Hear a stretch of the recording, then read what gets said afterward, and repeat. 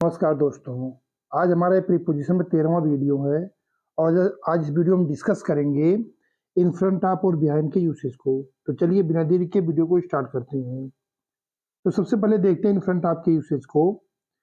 तो इसका यूज होता है किसी ऐसे ऑब्जेक्ट को स्पेसिफाई करने के लिए जो किसी दूसरे ऑब्जेक्ट को फेस कर रहा हो या फिर उसको हाइड कर रहा हो। ठीक है, चलिए एग्जाम्पल समझते हैं। जैसे the shop stands in front of the hospital.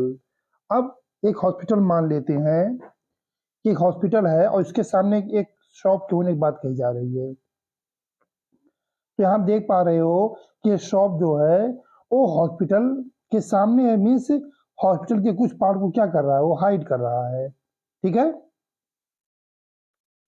ऐसे को एग्जाम्पल लेते हैं। I am standing in front of the temple. अब यहाँ आप देख पा रहे हैं कि एक पर्सन मान लेते हैं खड़ा हुआ है और टेम्पल के सामने है। तो अब ये टेम्पल के कुछ पार्ट को हाइड कर रहा है या उसको छिपा रहा है।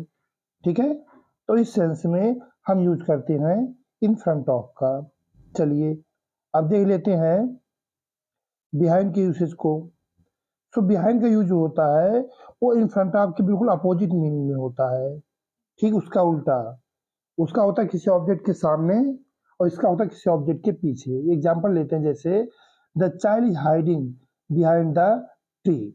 अब एक ट्री है यहाँ पर और बताया जा रहा है कि बच्चा जो है उस पेड़ के पीछे छिप रहा है। जैसे बच्चा यहाँ मान लेते हैं तो बच्चा क्या है कि पार्शियली कवर्ड है इस ट्री से। ठीक है, तो इस सेंस में हम यूज करते हैं बिहाइंड का। एक और एग्जाम्पल लेते हैं, जैसे she came and set behind me.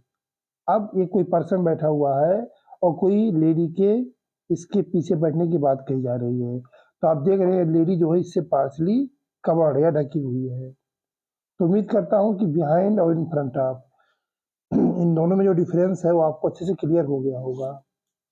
ठीक है, तो चलते हैं, मिलते हैं दूसरे वीडियो में। तो अपना ख्याल रखिएगा। Bye bye.